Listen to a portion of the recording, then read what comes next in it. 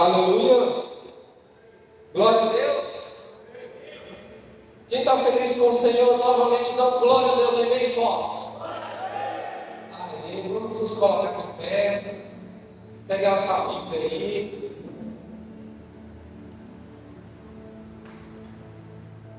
Fazer a nossa confissão de fé. Amém? Vamos todos juntos? Esta é a minha Bíblia. Eu sou o que ela diz que eu sou, bem forte. Eu posso fazer o que ela diz que eu posso fazer. Hoje eu serei tocado pela palavra de Deus. Eu audaciosamente confesso que a minha mente está alerta. Meu coração está receptivo.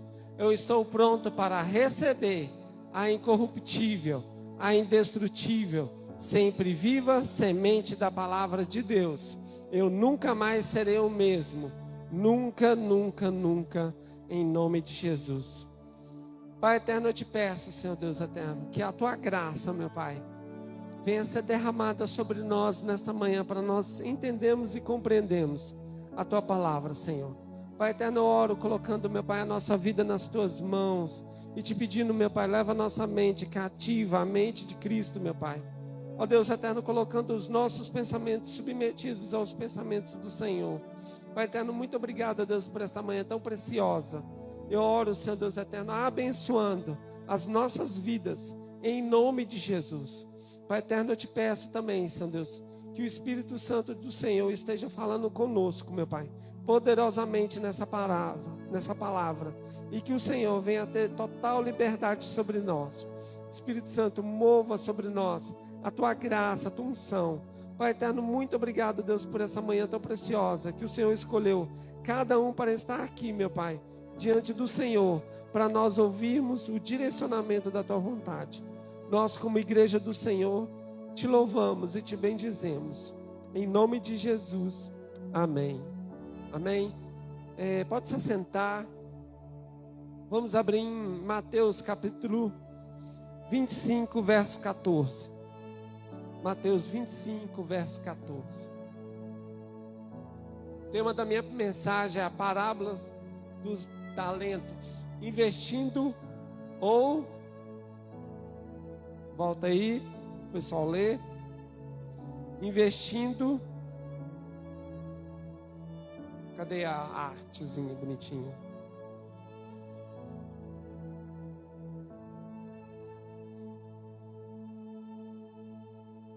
Investindo ou enterrando. Todo mundo achou? Verso 14. Pois será como um homem que, ausentando-se do país, chamou seus servos e lhes confiou seus bens. A um deu 5 talentos, a outro 2 e a outro a 1. A cada um segundo a sua própria capacidade, então partiu. O que recebera 5 talentos saiu imediatamente a negociar com ele e ganhou outros 5. Do mesmo modo, o que recebera 2 ganhou outros 2. Mas o que recebera 1, saindo, abriu uma cova e escondeu o dinheiro do seu senhor. Verso 19. Depois de muito tempo, voltou o senhor daqueles servos e ajustou contas com eles. Então, aproximando-se ele, recebera 5 talentos, entregou outros 5, dizendo: Senhor, confiaste em mim 5 talentos, eis aqui outros 5 talentos que ganhei. Disse-lhe o Senhor: muito bom, servo bom e fiel. Foste fiel no pouco, sobre muito te colocarei. Entra no gozo do teu Senhor. E aproximando-se também o que recebera 2 talentos, disse: Senhor, 2 talentos me confiaste. Aqui tens outros 2 que ganhei. Disse-lhe o Senhor: muito bem, servo bom e fiel. Foste fiel no pouco, sobre muito te colocarei. Entra no gozo do teu Senhor. Verso 24. Chegando, pois, por fim, o que recebera 1 talento, disse: Senhor, sabendo que és homem severo, que ceifas onde não semeaste, e ajuntaste onde não espalhaste, receoso escondi na terra o teu talento. Aqui tens o que é teu. Respondeu-lhe, pois, o Senhor: servo mau e negligente. Sabias que ceifo onde não semeei, e ajuntei onde não espalhei. Cumpria, portanto, que entregaste o meu dinheiro aos banqueiros, e eu, a voltar, receberia com juros o que é meu. Tirai-lhe, pois, o talento e dai ao que tem 10.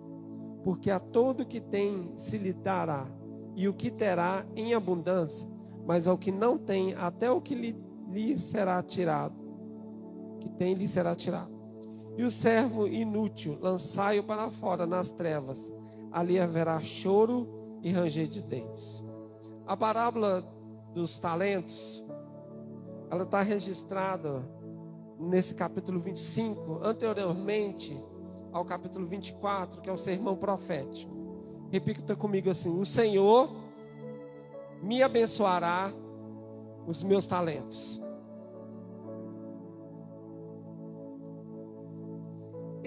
Essa parábola, ela vai falar sobre responsabilidade e juízo. Repita comigo: responsabilidade e juízo. Porque nós vamos prestar contas diante do tribunal do Senhor.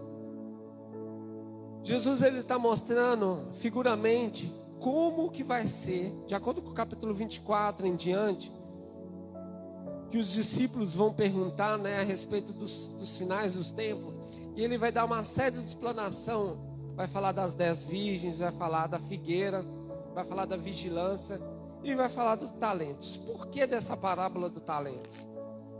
Ela fala narrativa, mostrando como é importante nós prestarmos contas daquilo que o Senhor nos deu. Nós temos talentos, amém? Nós temos talentos. E esses talentos que o Senhor nos deu, nós vamos estar trabalhando esses talentos, esses dons. Eu sei de uma coisa, particularmente, eu não tenho dom de tocar violão. Porque eu já tive 4 professores de violão. Os 4 falaram assim: meu filho, não dá certo não. Você não consegue fazer a pestana. Então, automaticamente, a gente já sabe os talentos que nós temos e outros que a gente vai desenvolver. E eu trabalhei com mesa de som. Eu não imaginava que Deus ia pegar esse talento que eu tenho de som e ia usar. Mas também eu descobri um talento de pregar, da oratória. Nunca tive assim o foco. E cheguei a um determinado momento de enterrar o meu talento. Mas aí o Senhor me despertou antes do juízo final, graças a Deus, para exercer esse talento. Vamos tentar entrar nesse texto, estudar ele um pouquinho nessa manhã, bem profunda. Eu vou ser mais explicativo possível. Mas é muito importante nós entendermos a nossa postura diante dos dons e talentos que o Senhor nos tem dado. Primeiramente, nós vamos entender o valor de um talento. Um talento era uma moeda monetária da época.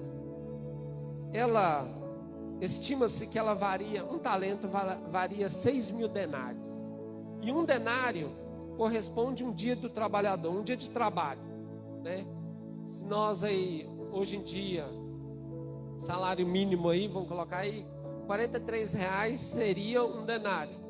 Se nós vamos colocar bem em valores atualizados, um talento significaria R$600.000. Uau! É muito dinheiro, é ou não é? Corresponde a 20 anos de um trabalhador. 20 anos. Se você tem 20 anos de carteira assinada, R$600.000 você recebeu. R$600.000, mais ou menos, uma média. R$600.000 foi confiado àquela pessoa para ela pegar o dinheiro. Tem como você multiplicar R$600.000? Tem. Mas tem como você torrar R$600.000? Tem também.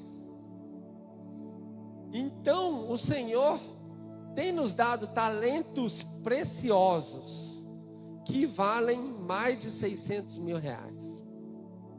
Que nós não sabemos o valor espiritual desse talento. Talento de louvar, de tocar, de pregar. Esses valores espirituais só nós vamos entender em Deus.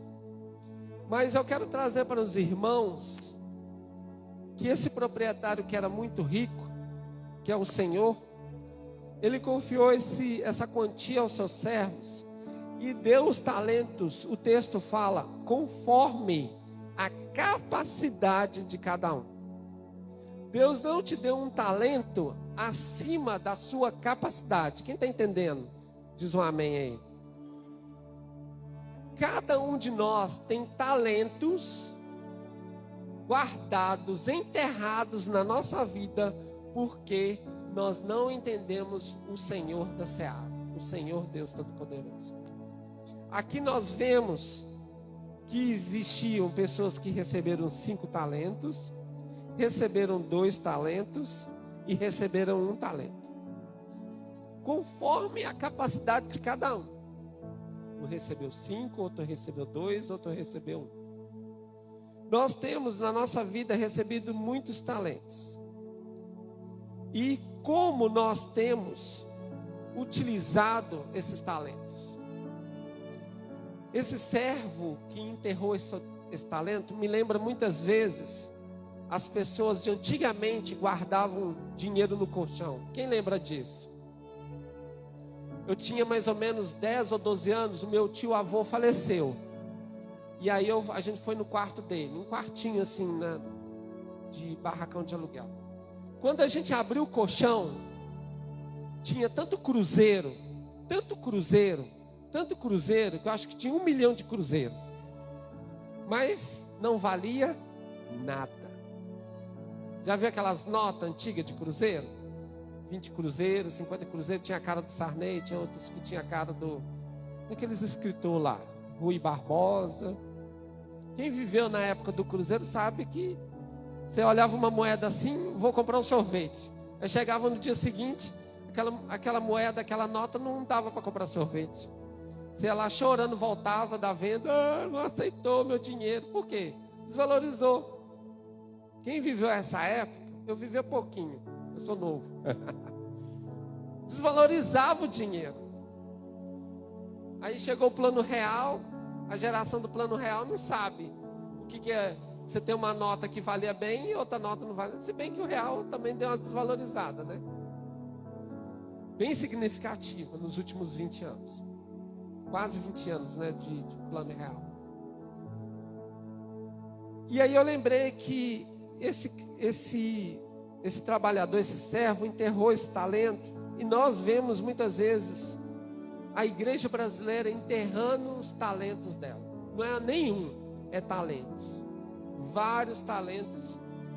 Nós, como igreja, temos enterrado.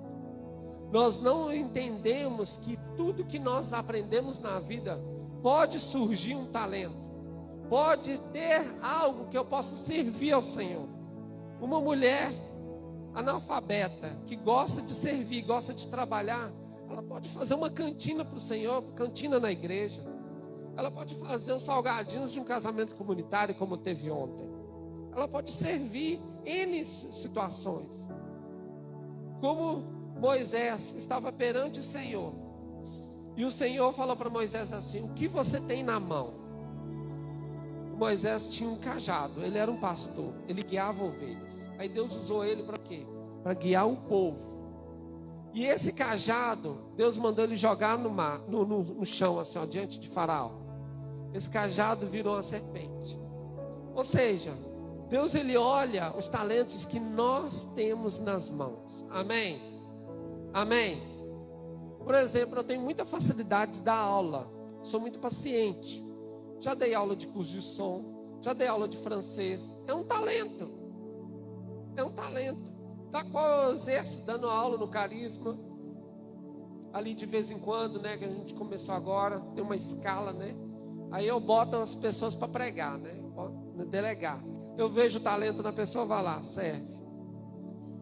Nós precisamos entender que como igreja do Senhor nós temos talentos. E nós precisamos desenterrar esses talentos em nome de Jesus. E aqui nós vemos que ao longo dos anos o Senhor saiu. O Senhor saiu e deixou os talentos lá para eles negociarem. Um enterrou, porque ele não conhecia o seu Senhor.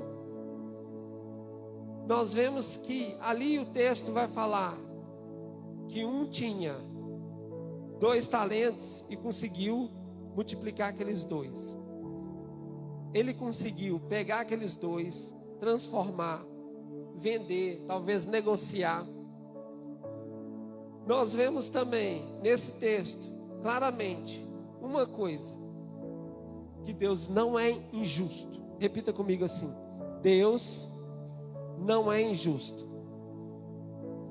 Deus nos concede dons e talentos, habilidades e oportunidades são talentos, de acordo com a nossa capacidade. Nós precisamos entender que nós temos sabedoria para lidar em determinadas situações. Por exemplo, Deus me deu a capacidade de ligar um sistema de som, de cima e embaixo, testar com multímetro e tudo mais. É um talento, é um dom. E aí o Senhor, em determinado momento, se precisa de som, eu vou lá usar. Agora, se eu pego uma pessoa que não sabe nada de som e coloco ela na mesa de som, o que vai acontecer? Nada. Ele não entende. Então, Deus vai te dar um talento para mexer na mesa de som se você não sabe mexer na mesa de som? Não. Deus vai te dar um talento onde você já passou por algum tipo de experiência. Se você já cantou na igreja, se você já tocou na igreja, se você já pregou na igreja, nós precisamos entender que os talentos, a nossa experiência, eu tenho 42 anos, a nossa história. Um exemplo muito interessante que nós vemos na palavra do Senhor a respeito de propósito. Repita comigo: propósito. Bem forte, propósito. José do Egito. José, ele aprendeu a administrar a casa de Potifar no momento de abundância. Ele estava administrando a casa de Potifar no momento de abundância na vida dele. Quando ele foi, a esposa de Faraó fez toda aquela novela mexicana com ele, puxou as vestes dele, papapá, Luiz Fernando, foi você que fez isso, papapá, igual novela mexicana. Ele saiu correndo, deixou as vestes na mão dela. E de acordo com a cultura daquela época, ele ia ser condenado à morte, morreu, acabou. Só que Deus interveio com misericórdia e fez ele ser preso e ser escravo lá no cárcere lá. E o que aconteceu com ele? Ele virou chefe carcereiro lá, cuidava dos escravos, dos prisioneiros. Ou seja, Deus levou ele ali na pobreza, na escassez, ele ser administrador. Ele foi administrador nos tempos de fartura, quando ele estava na casa de Potifar, e administrador no tempo de escassez, na escravidão. E Deus colocou ele aonde? Como governador do Egito, no tempo das vacas gordas e no tempo das vacas magras. Quem está entendendo, levanta a mão. É uma revelação de que nós, com os nossos dons e talentos, do que nós... Ah, pastor, eu tenho 20 anos, tem dons e talentos aí, e que podem estar enterrados. Deus não é injusto comigo e nem com você. Ele não vai te dar um peso, uma carga além das suas capacidades. Ah, pastor, não sei pregar não, mas você sabe orar? Vai lá para a intercessão com a pastora Rosa. Está precisando de intercessão. Intercessão homem. Ah, não sei falar publicamente. Então vá lá interceder, vão lá orar. Intercede no seu quarto secreto, 7 horas da manhã, quarta-feira nós estamos aqui. Eu chego 7h30 que eu vou deixar a Manu na escola. Mas sempre que eu posso, eu estou aqui, orando, intercedendo. Qual que é o seu chamado? Qual que é o seu talento? O que você precisa administrar na sua vida? Está passando um filme na sua mente. O que você pode semear na obra do Senhor? Qual é o seu talento? Os talentos. Não enterre os seus talentos. Vamos ler aqui dentro do texto. Eu percebo um outro ponto. Além de entender que Deus não é injusto, que Ele olha conforme as nossas capacidades. O segundo ponto é que Ele ensina que o pouco é muito. Repita comigo, o pouco... Não, repita direito, o pouco é muito. Tudo que é pouco no reino dos céus é muito. Meus irmãos, mas eu só tenho um domingo por mês para servir na igreja, pastor. Eu trabalho os outros domingos tudo. É um pouco. É um pouco. Ser fiel no pouco. No pouco tempo que você tem. Ser fiel no pouco. Ele recebeu só um talento, de acordo com a sua capacidade, mas ele poderia ter multiplicado isso. Aprendemos que o que parece pouco, na verdade, é muito. Alguns entendem e defendem que aquele servo da parábola era um escravo e nem possuía salário. Mas se considerarmos que aqueles servos eram trabalhadores comuns na época, o servo que recebeu apenas um talento teve em suas mãos uma quantia que muito provavelmente nunca haveria ganhado em toda a sua vida. Era um valor tão grande que ele falou assim: ai meu Deus, estou com medo até de sair na rua, igual aquelas pessoas que saem do banco com um bolo de dinheiro assim, fica assim: ai meu Deus, vai me roubar aqui, ai Senhor, sangue de Jesus tem poder, sai, olha para a pessoa assim. Ele ficou com medo. Ele era talvez um escravo e ele ficou com medo de sair, de colocar no banco, de multiplicar esse dano, porque ele não conhecia o seu Senhor. Quando ele fala que semeia aonde, que colhe aonde não semeaste, ele estava vendo uma característica de Deus que talvez muitas pessoas vêm na igreja e olham e falam assim: ah, eu não sou capaz, eu sou indigno, ah, eu sou muito pecador miserável, eu sou indigno, porque não conhece o seu Senhor, porque Deus é misericordioso, amém? Deus conhece o meu e o seu coração. Nós não somos dignos de nada mesmo não, mas entendemos que é Ele que nos dignifica, através do sacrifício de Jesus ali na cruz, Ele que nos capacita. Não é nosso mérito que nos capacita de estarmos aqui pregando, não é nosso ser super crente, não, é pelo vivo sangue de Jesus que nos purifica de todo pecado. Não existe mérito. A graça é isso. Graça significa favor imerecido. Nós vemos aqui também que o servo, ele olhou com medo e ele logo enterrou. Ele nem esperou, porque ele teve medo. O medo não trabalha com a vontade de Deus. O medo não anda conforme aquilo que Deus quer. O medo atrapalha nós de vivermos o grande potencial, os grandes talentos que nós temos. Eu acredito que Deus tem colocado sobre nós muito mais talentos, e nós precisamos desenterrar esses talentos.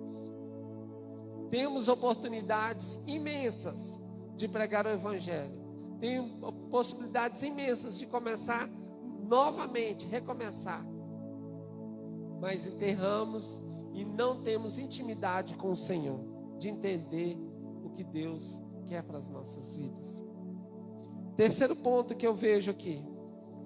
A parábola dos talentos ensina que nada do que temos é de fato nosso. Deus me confrontou outro dia, falando assim: a Manuela não é sua não. Um pai, né? Pai que ama seu filho, isso até dói, né? Deus falar assim, né? Manuela não é sua não, tá? Ela é um presente que eu te dei para você cuidar. Ela é um talento. Ai, Jesus fala. Nossos filhos são um talento, são um presente que Deus nos dá, que a gente tem que transformar eles para a glória do Senhor. Ensina a criança no caminho que se deve andar, e quando for velho, nunca se desviará dele. A sua casa onde você mora não é sua. Desculpa te dizer isso. Foi um presente, um talento que Deus te deu. Os seus cursos, a sua faculdade, a sua inteligência não é de você. Tudo vem do Senhor. Tudo na nossa vida são talentos. Não é nosso. Somos apenas depositários, ou seja, fazemos aquilo dali desenvolver, crescer. Não somos donos dos talentos que recebemos. Nossa função é administrar e zelar por aquilo que Deus nos dá. Ele é o dono dos talentos e continua sendo dono. Sabe para quê? Para que a glória seja somente dele. Porque se a gente um dia falar, nossa, você é o cara do som. Aí eu chegava assim, inflava o orgulho. Assim, Aí Deus vinha e pá, estourava a bola. Eu que te dei essa capacidade. Então, abaixa a bola. Ou, abaixa a bola aí.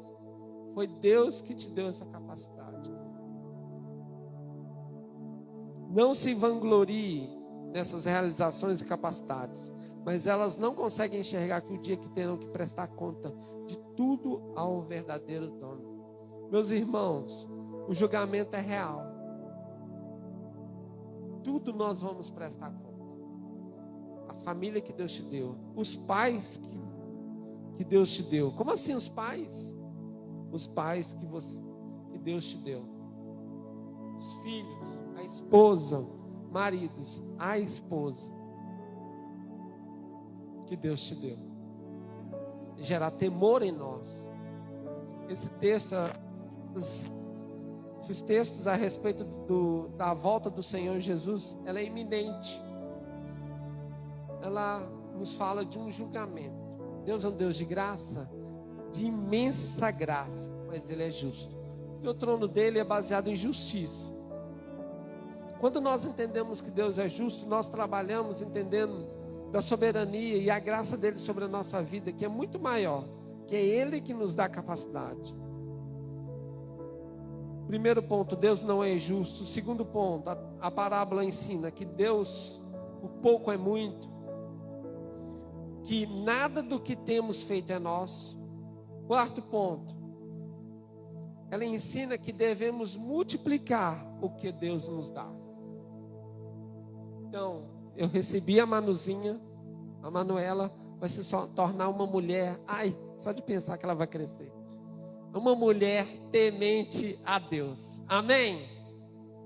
Os nossos filhos vão se tornar tementes a Deus.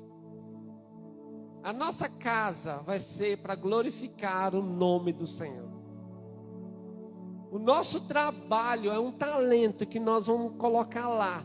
Todo dia, um momento de oração. Nem que seja o Pai Nosso. Os católicos se converterem em nome de Jesus. Oração ali. Pode ser o Pai Nosso.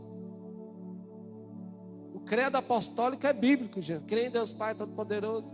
Foi a igreja que criou ele no tempo dos apóstolos. Não é pecado, não. Pecado é você fazer uma religião e impedir você trazer aquela pessoa a Deus. Você entender que sou evangélico, religioso, pecador. Não, para. A graça de Deus faz você alcançar. Eu lembro que eu orava o Pai Nosso. Meu serviço lá, fazia até sinal da cruz. Aí eles largavam, meus tios largavam até as bebidas. Tirar a cerveja de perto de mim, né? Como se a cerveja, né? Sem Jesus. Amém, Marlon, para de orar aí. O interessante é que nós temos talentos e precisamos usar. Nós todos temos talentos.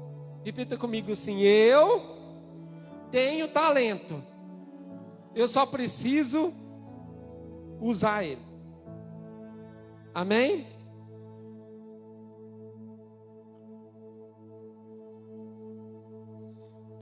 Quando nós recebemos esse talento para multiplicar, nós temos que ter uma gratidão a Deus porque Ele nos confiou esse talento.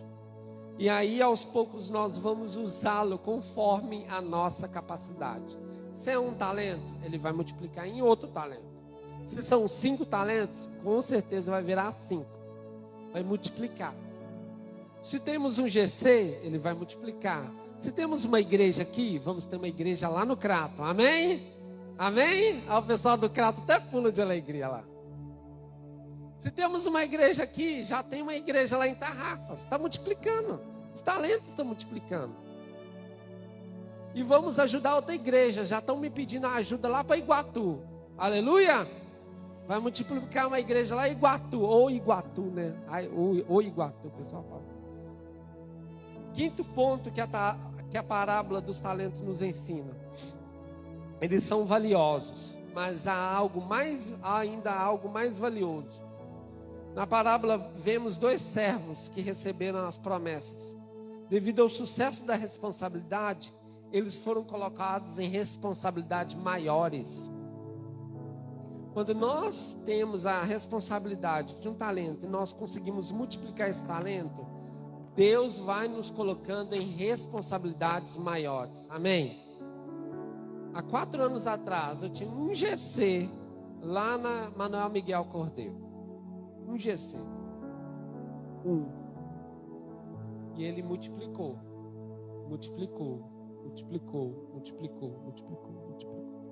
Quem está entendendo? Levanta a mão aí. Tudo que Deus te confiou, a sua empresa vai multiplicar. Amém? O seu trabalho vai multiplicar, amém? Vai multiplicar.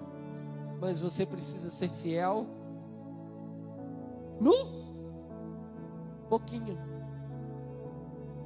É fácil ser fiel no muito. É no pouquinho. Deus dá conforme as nossas capacidades. Repetindo, Ele não é injusto. Podemos notar a importância dessa promessa quando calculamos o valor do patrimônio que nos foi confiado ao primeiro servo. Ele ganhou 5. Ele teve uma quantia de 100 anos de salário de um trabalhador na época.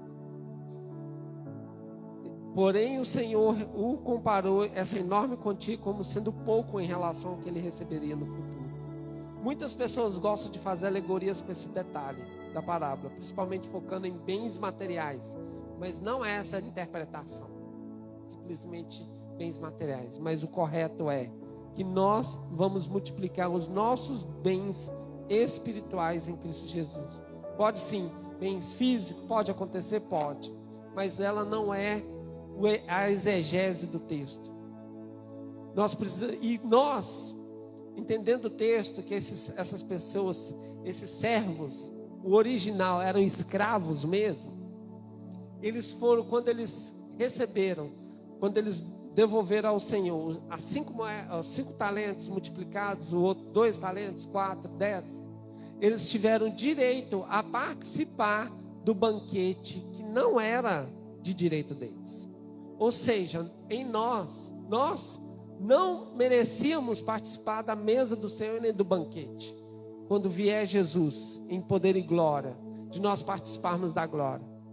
Nós só merecemos, apesar do sacrifício de Jesus, das obras dele aqui na terra, e nós vamos ter o direito de participar, porque aqui o texto fala que eles vão participar daquilo que eles não poderiam participar, porque eles eram servos.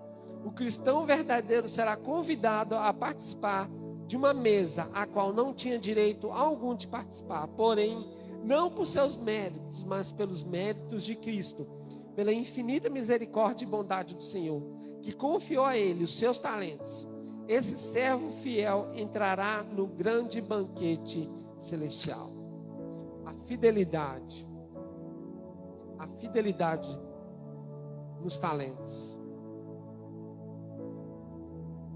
É tão profunda essa parábola que ela nos confronta realmente se estamos fazendo para o Senhor ou se estamos fazendo para homens. Eu estava fazendo um estudo sobre voluntário e chamado. O voluntário faz murmurando, reclamando, vai por obrigação. O chamado entende que ele faz para o Senhor.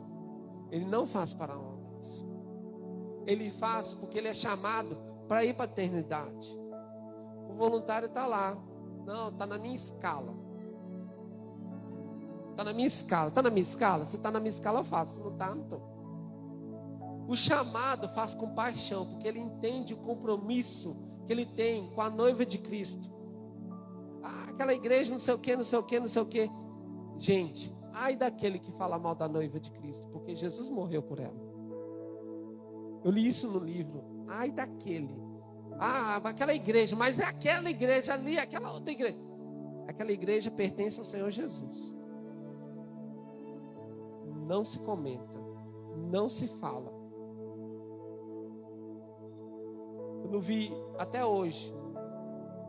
Eu participei de muitas reuniões com o pastor Márcio, de liderança, de pastores. No som, nunca vi ele falar mal de ninguém. Nunca vi, nem ele, nem pastor Ângela. É caráter.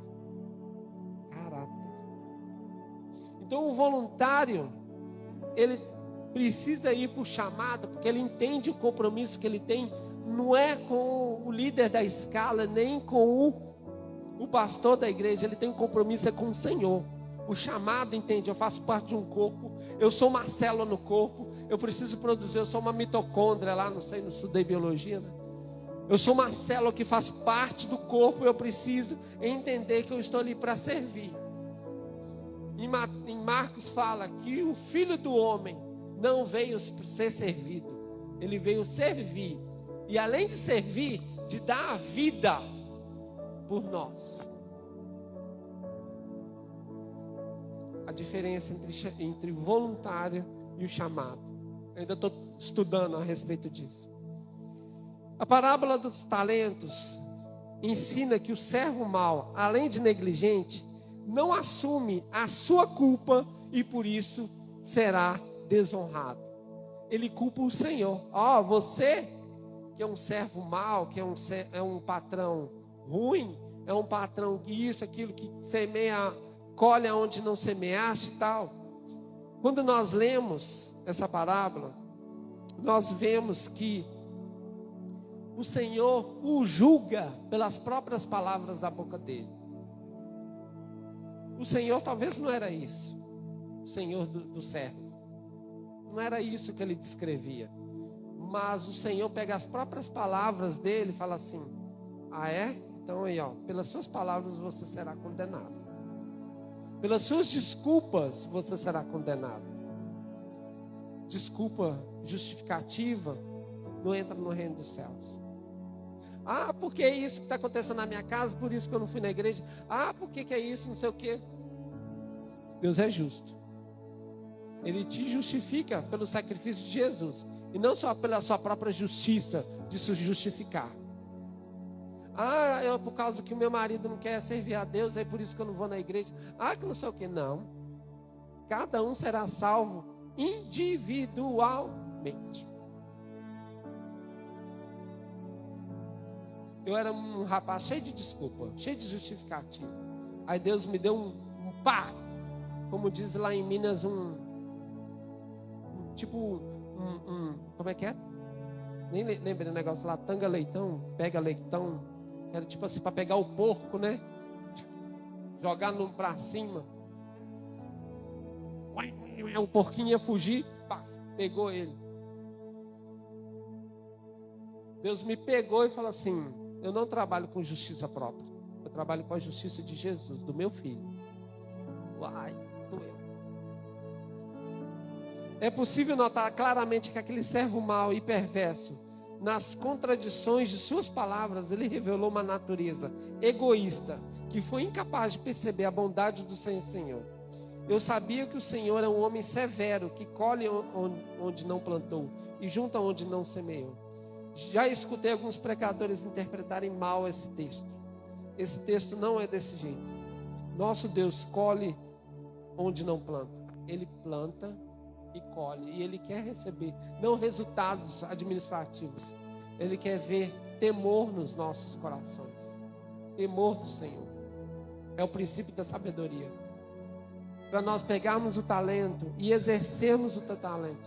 Não por obrigação, mas pela graça de entendermos que temos um Senhor e Salvador que se deu ali naquela cruz por nós.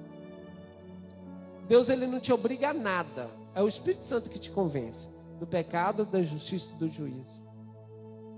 A salvação é pela graça e a fé em Jesus Cristo, da qual ele colocou no seu coração, porque em Romanos fala que a bondade de Deus é que te conduz ao arrependimento. Até o arrependimento, nós precisamos de uma ação humana e a ação do Espírito Santo nos convencendo. Um passo de fé.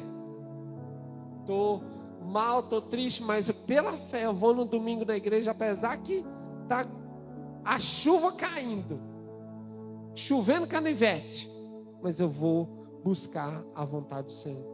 Fique de pé no seu lugar, feche seus olhos, vamos orar neste momento.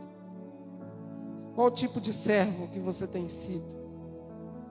Aquele que pega os poucos talentos, enterra uns, ou que pega todos os talentos e usa?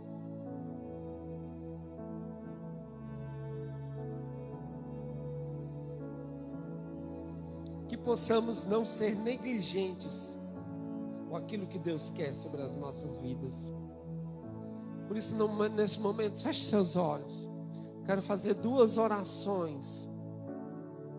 Primeira oração, aqueles que querem entregar a sua vida para o Senhor Jesus. Por isso, toda igreja, coloque as tuas 2 mãos sobre o seu coração e repita comigo assim: Senhor, bem forte, Senhor, nesta manhã, eu entrego a minha vida nas tuas mãos e reconheço que o Senhor é o meu Senhor e Salvador. Jesus, eu confesso que sou pecador, arrependido eu volto aos teus caminhos. E nessa manhã eu te peço, escreve meu nome no livro da vida. Senhor, eu estou aqui na tua presença, confessando a ti a minha vida nas tuas mãos. Eu entrego em nome de Jesus. Amém, amém, amém.